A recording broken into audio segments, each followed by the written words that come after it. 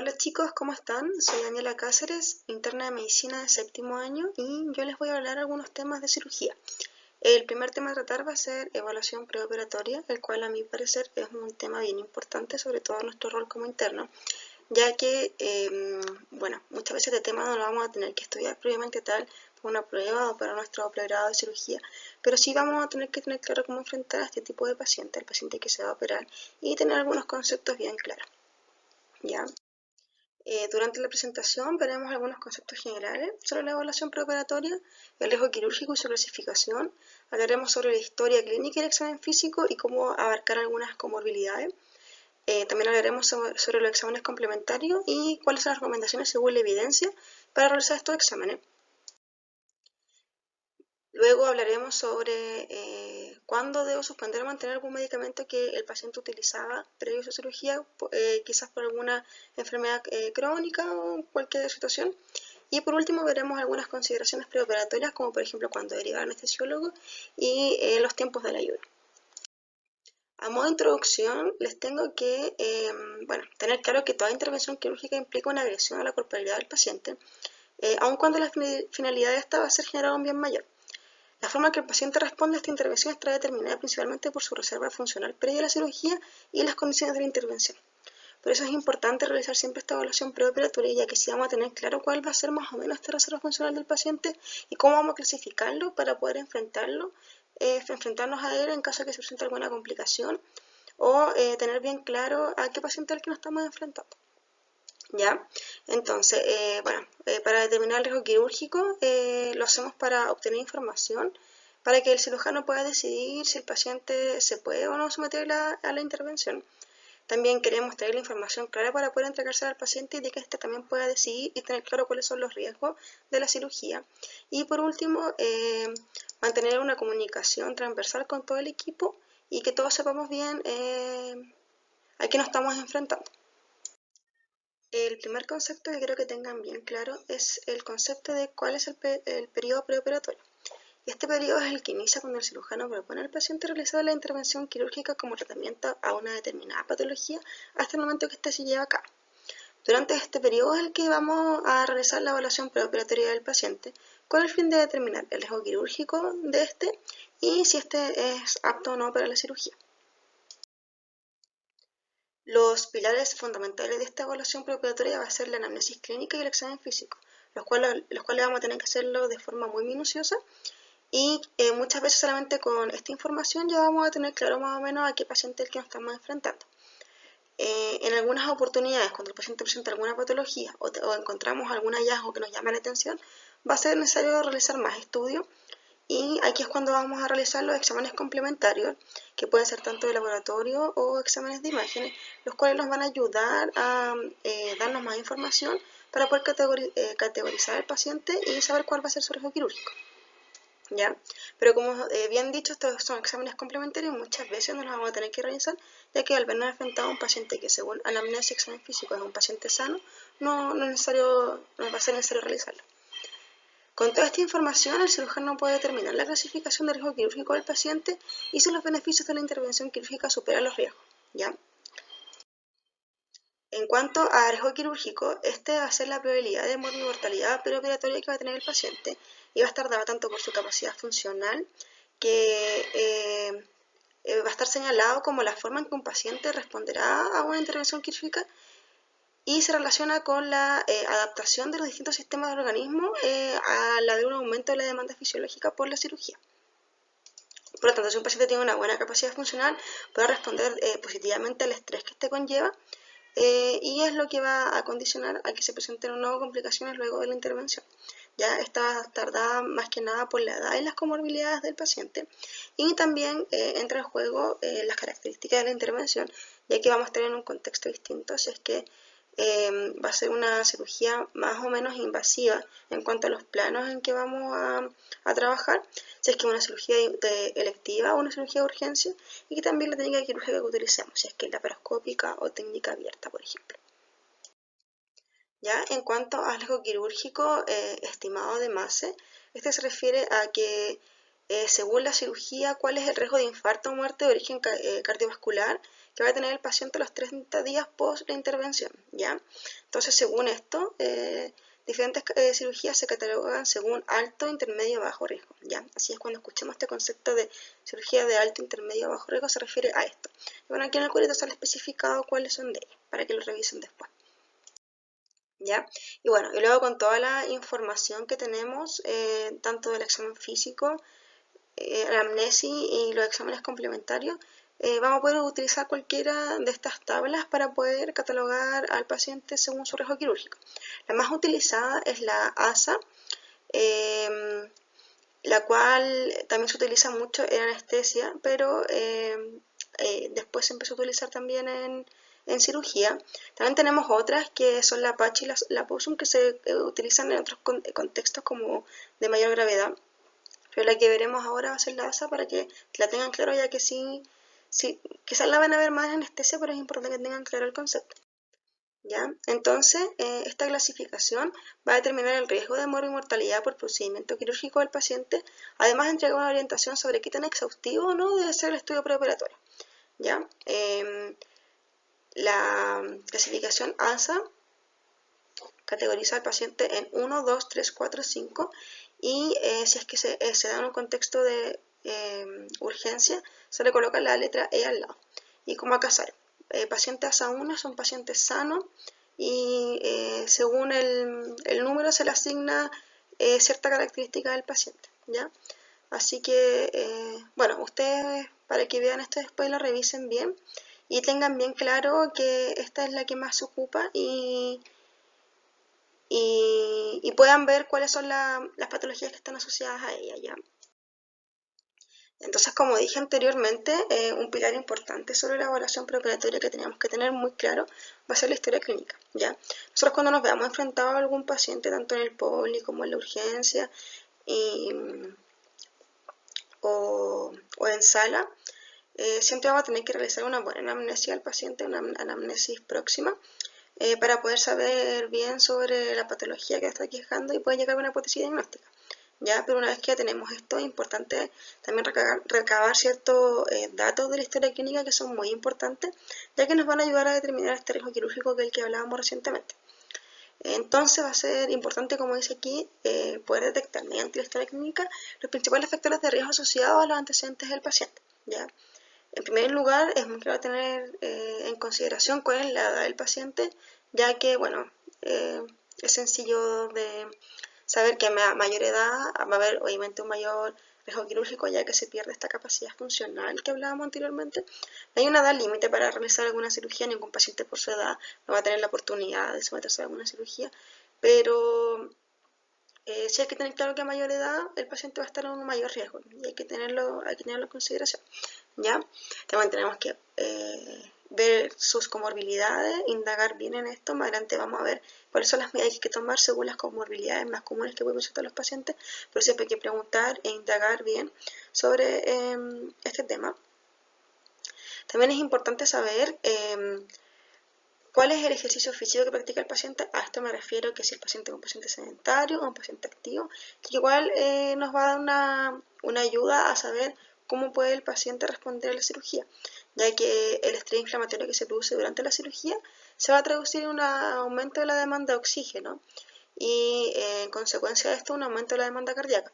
Puede ser que un paciente que, por ejemplo, tenga un estilo de vida sedentario va a tener mucho peor respuesta a este estrés, a diferencia de un paciente que sí está acostumbrado a tener una vida más activa, ¿ya? Entonces el paciente que es más sedentario, su adaptación al estrés va a ser mucho más complicada, y eso igual va a producir de que puede que en el postoperatorio tenga algunas complicaciones a las que tenemos que estar atentos, ¿ya? Otro dato importante a recabar es el estado nutricional del paciente, saber si es que el paciente, bueno, darse cuenta y tener claro, sacar el IMC siempre para objetivar si es que el paciente es obeso o desnutrido, ya que esto igual va a tener mucho más prevalencia de complicaciones en el postoperatorio. También ver las alergias, más que nada alergia a medicamentos, si es alérgico a alguna comida no es muy relevante. obviamente los medicamentos, porque como vamos a ver más adelante, hay que saber bien cómo tratar a los pacientes que están con algún medicamento, si es que suspenderlos, mantenerlos o cómo pueden afectar en ellos, ¿ya? Y los antecedentes familiares. En la evaluación preoperatoria, más que nada, antecedentes familiares es importante saber tanto en antecedentes familiares como antecedentes del paciente, si es que ha tenido alguna reacción adversa a la anestesia, ¿ya? Así que eso hay que dejarlo claro, aunque eso lo ve más que nada el anestesiólogo, nosotros igual tenemos que tenerlo claro si es que lo recabamos e informarlo. Ya les puse un caso clínico para ir viendo algunos temas. Entonces, tenemos una paciente de 61 años, sexo femenino, con antecedente de hipertensión, tratamiento con enalapril e hidroclorotiazida, la cual es ingresada para la realización de una hernioplastia umbilical de forma electiva. Al momento del ingreso se registra presión arterial sobre 180-110 en 2 ocasiones seguidas, por lo que se administra captopril sublingual.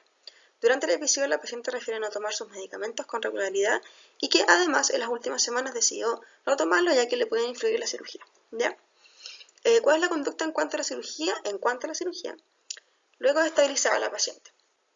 Entonces, una paciente que está sufriendo una crisis hipertensiva, al momento de ingresarla, antes de realizar la cirugía, y vamos a ver qué es lo que tenemos que hacer luego de estabilizar a la paciente.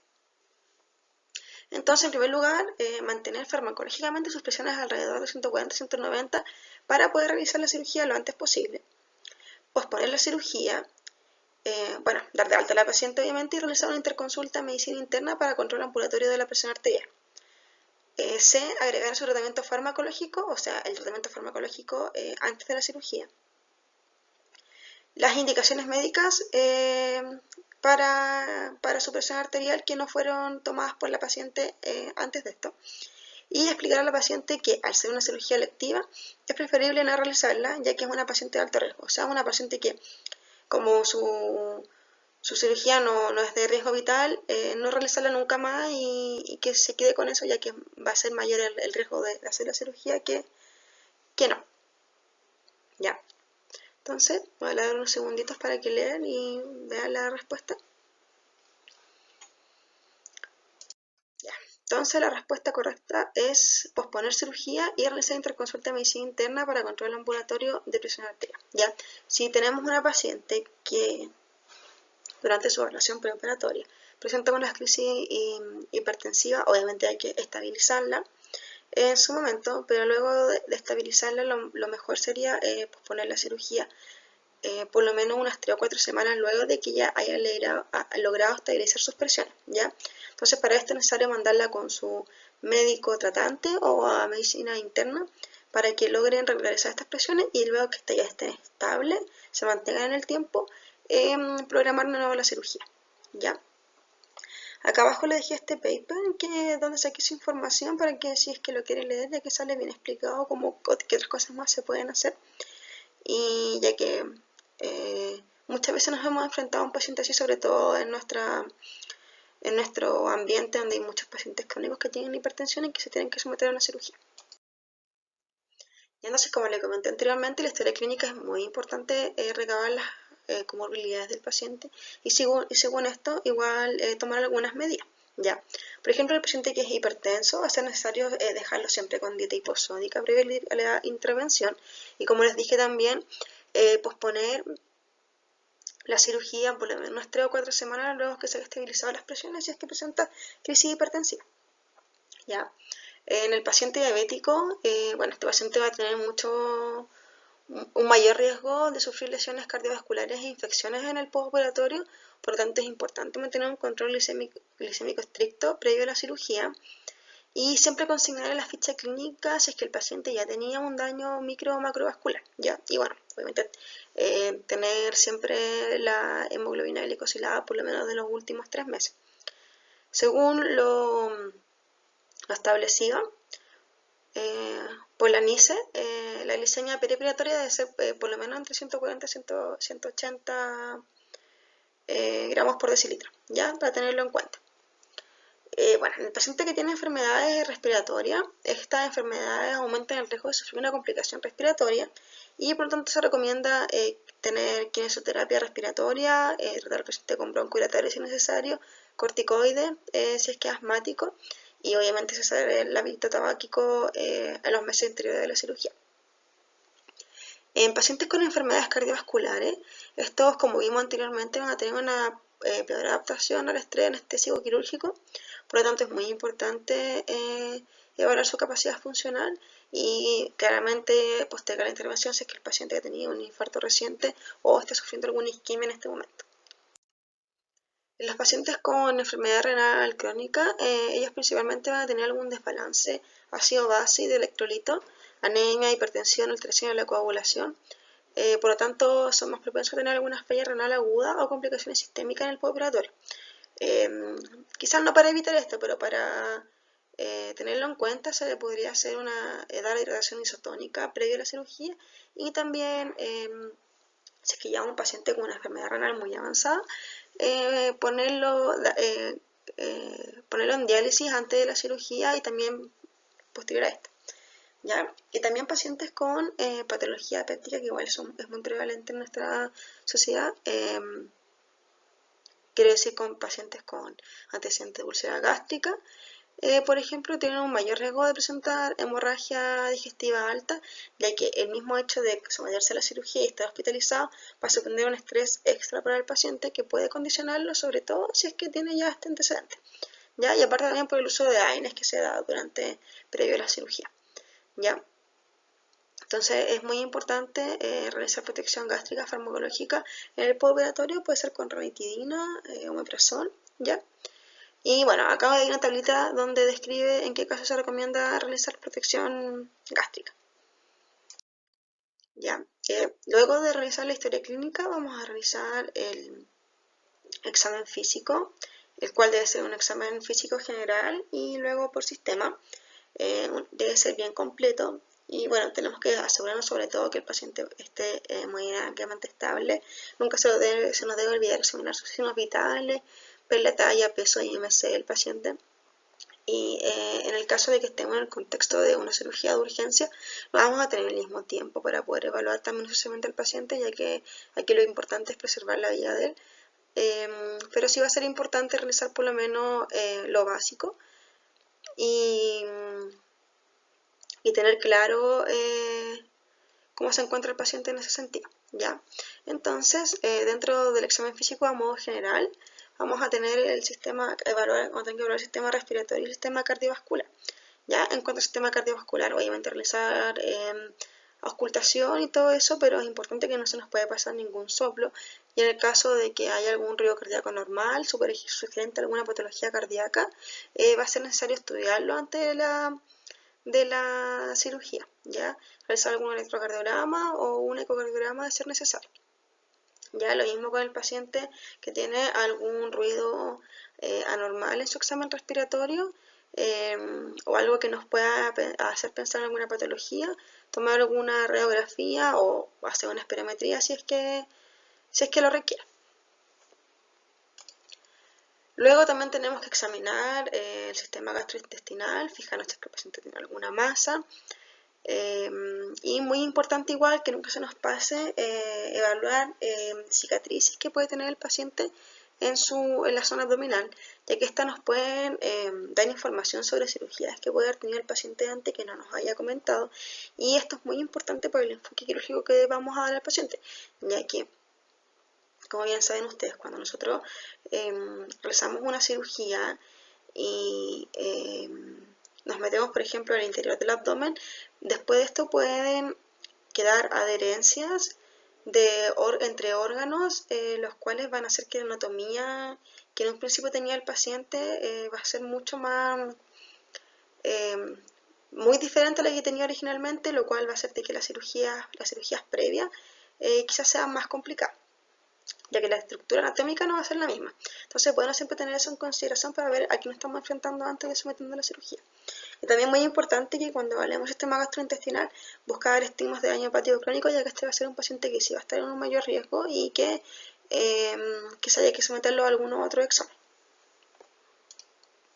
En cuanto al sistema musculoesquelético, más que nada considerarlo, por ejemplo, para el enfoque de cómo vamos a intervenir al paciente durante la cirugía, ya que esto puede cambiar la manera de abordar al paciente y también, por ejemplo, si tiene algo en la zona cervical, pueden llevar alteraciones para la intubación.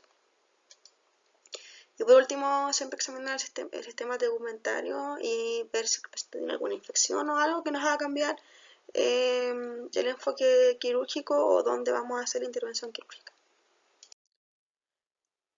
Bueno, ahora veremos sobre los exámenes complementarios.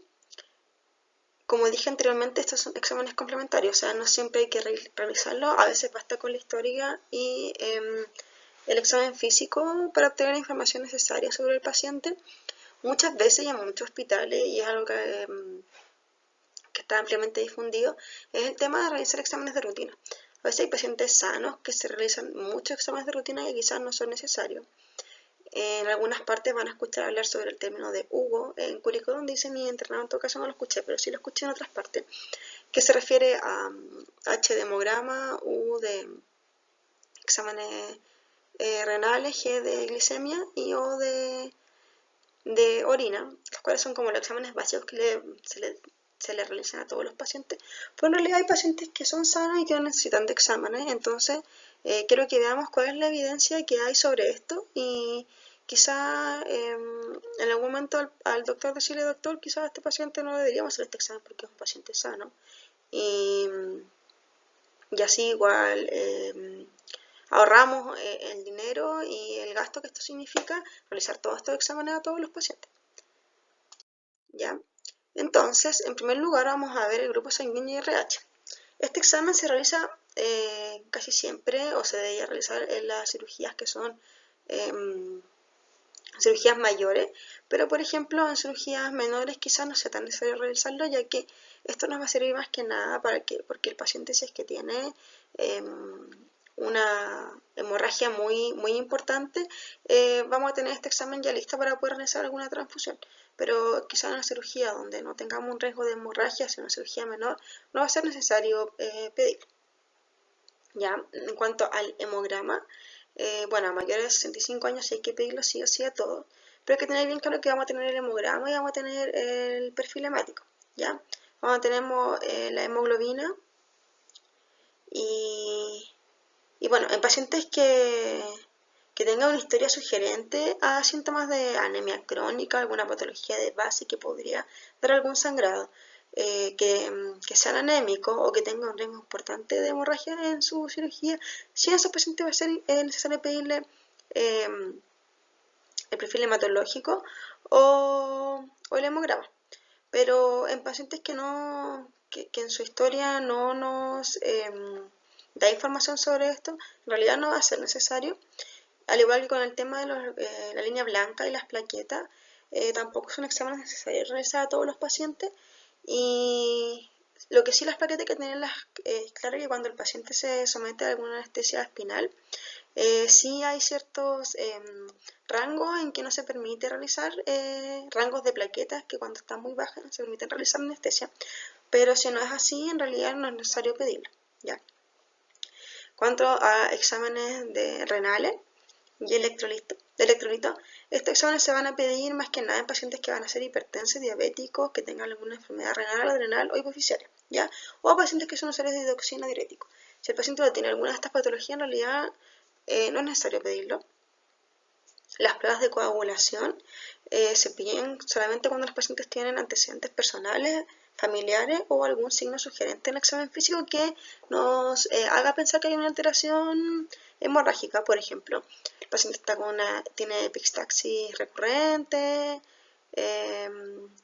sangrado de encías, por ejemplo, muchos hematomas o algo así. Si eso nos podría sugerir a realizar pruebas de coagulación, pero de no ser así tampoco es necesario. Glicemia en ayuna, este igual es un examen que se pide a la mayoría de los pacientes y en realidad solamente se le debe pedir a pacientes mayores de 75 años o pacientes que tengan historia sugerente de diabetes mellitus no diagnosticada. Por ejemplo, las típicas 4P, si el paciente tiene polidipsia, poliuria, polifagia y baja de peso, nos relata eso en la historia clínica, sí va a ser necesario pedir glicemia en ayunas para poder constatar que ese paciente es diabético o no. ¿Ya? Y también en el caso, por ejemplo, que esté consumiendo algún medicamento que altere los niveles, como por ejemplo los corticoides. Orina completa igual se pide comúnmente, y esta en realidad hay que pensar que si pedimos orina completa y el paciente aparece con una bacteriuria sintomática, esta no tiene indicación de ser tratada, así que realmente solamente hay que pedirla cuando la infección del tracto urinario podría cambiar el curso de la acción. El perfil hepático es importante pedirlo tanto en pacientes que tienen algún daño hepático como pacientes en los que se sospecha eso clínicamente. Ya como mencioné anteriormente, siempre revisar bien los estigmas de daño hepático crónico. Y el test de embarazo, que es un examen que en realidad no se pide mucho, es el que sí se debe pedir en toda mujer en edad reproductiva anterior a la cirugía. Bueno, estuvimos viendo los exámenes de laboratorio, vamos a ver los otros exámenes. Por ejemplo, el electrocardiograma siempre tienen que pedirlo en pacientes mayores de 40 años. ¿Ya? Esto sí es importante, no se les puede pasar, tienen que revisarlo siempre el día anterior de la cirugía, que el paciente esté con todos los exámenes que necesita y que tenga su electrocardiograma, ya que es muy importante que lo presente. ¿Ya? Y obviamente en pacientes que tengan antecedentes de alguna enfermedad cardiovascular, diabetes o hipertensión. ¿Ya? Radiografía de tórax, esta sí se debe pedir en pacientes que obviamente se vayan a someter a una cirugía cardiotorácica o pacientes que tengan síntomas o signos cardiopulmonares de aparición reciente, o si existe alguna condición clínica que nos haga pensar en insuficiencia cardíaca o pulmonar significativa. ¿Ya? Criterios de Farringham. La espirometría se le debe pedir a pacientes con enfermedades respiratorias obstructivas y restrictivas, y también cuando se realiza una intervención torácica. Ya también tener en cuenta que los pacientes obesos, ya que como sabemos, ellos por producto de su obesidad probablemente van a tener un patrón restrictivo, así que esto hay que constatarlo con la espirometría. Y la hemoglobina glicosilada se pide en todo paciente diabético. En el paciente diabético no es necesario pedir la glicemia ayuna, sino que se pide la hemoglobina glicosilada y que por lo menos tenga menos de 3 meses. Si un paciente tiene una que es de menos de 3 meses, no es necesario pedirla de nuevo, ¿ya? Entonces, en relación a lo que vimos recién en cuanto a los exámenes a solicitar, le voy a realizar una pregunta, que es: ¿qué exámenes preoperatorios debería solicitar a una paciente de 31 años, sexo femenino, sin antecedentes mórbidos, que se someterá a una cirugía electiva para extracción de tumor benigno de 2 por 2 centímetros, cuadrante superior derecha de mama izquierda? Entonces tenemos hemograma, pruebas de función renal, glicemia y orina completa, que es el UVO que yo les mencionaba. Desde embarazo, hemograma y orina completa, o no se debería solicitar exámenes ya que es una paciente sana. ¿Qué creen ustedes que es la respuesta correcta? Entonces, como vimos anteriormente, lo que deberíamos realizar aquí es el test de embarazo, ya que la paciente al tener 31 años está en un periodo de edad fértil, y en realidad las otras exámenes que aparecen ahí no son exámenes que la paciente se debe solicitar, ya que está en contexto de una paciente sana. ¿Ya? Y aquí un cuadro resumen de lo que hablamos anteriormente para que lo revisen y ahí tengan bien claro cuáles son los exámenes que hay que solicitar dependiendo del tipo de paciente que nos vamos a enfrentar. ¿Ya? Y acá este es un típico cuadrito que aparece en varias partes, donde según la edad y el género del paciente nos va a indicar qué exámenes son los que necesita en un paciente que es sano y asintomático, porque obviamente que si tiene alguna comorbilidad, ya la edad no va a significar tanto, sino que más la comorbilidad que tiene. Ahora hablaremos sobre la medicación preoperatoria. Los pacientes que vamos a ver en cirugía pocas veces van a ser pacientes sanos. Normalmente van a ser pacientes más añosos o pacientes que van a tener alguna enfermedad asociada. Por lo tanto, son pacientes que muchas veces consumen muchos medicamentos y hay que saber qué medicamentos no hay que suspender. ¿Ya? Esto obviamente va a estar a cargo del cirujano, los enfermeros son los que van igual a tener el control de los medicamentos, pero ustedes siempre es bueno que el día anterior de la cirugía se vayan a asegurar de que el paciente esté con los medicamentos que necesite y con los que no se los hayan suspendido, ya que tenga todos sus exámenes de laboratorio que necesite y que todo se encuentre en perfectas condiciones para que al otro día vaya a cirugía sin ningún problema. ¿Ya? Entonces veremos los medicamentos que son más ampliamente usados, como por ejemplo los antiagregantes, los cuales se recomienda suspender por lo menos una semana antes, y en cuanto a la aspirina se deben suspender como mínimo 3 días previo a la cirugía, siendo esta intermedia o mayor. ¿Ya? En cirugías menores se puede mantener. En cuanto a los AINES, se recomienda suspender por lo menos entre 1 a 3 días antes de la intervención.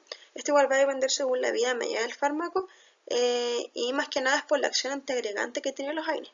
Recordemos que en un principio la primera acción que tienen es la acción antiagregante, así que hay que considerarlo.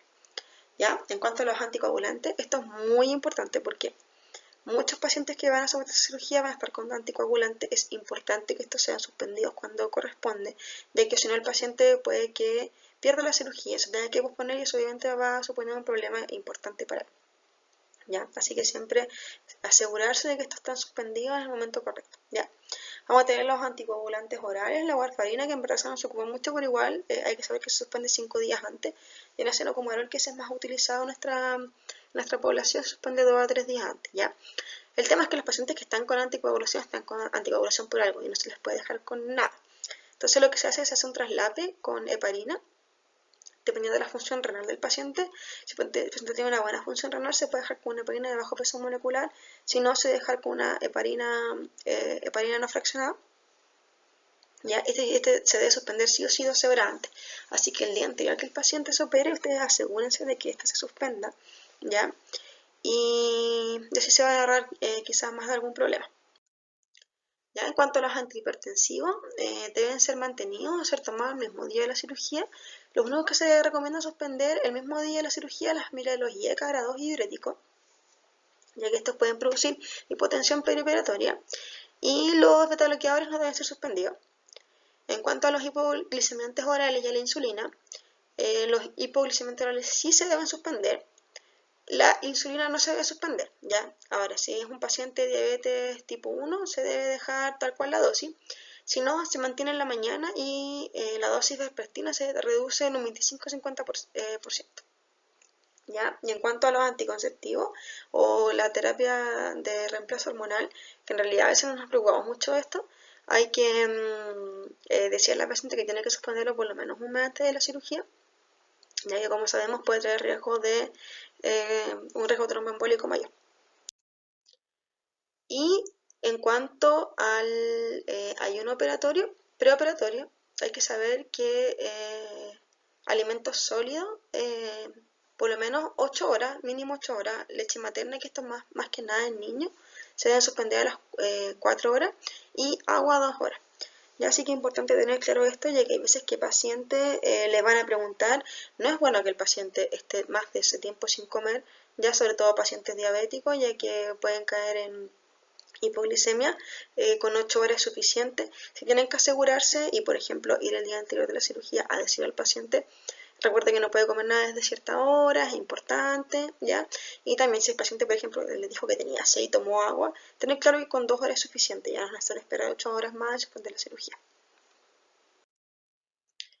Ya, y en cuanto a la derivación preanestésica, que es lo último que vamos a ver, el paciente cuando se va a someter a una cirugía, dependiendo de su condición, es que nosotros vamos a derivarlo al anestesiólogo para que lo venga a ver y le haga una evaluación mucho más exhaustiva, ¿ya?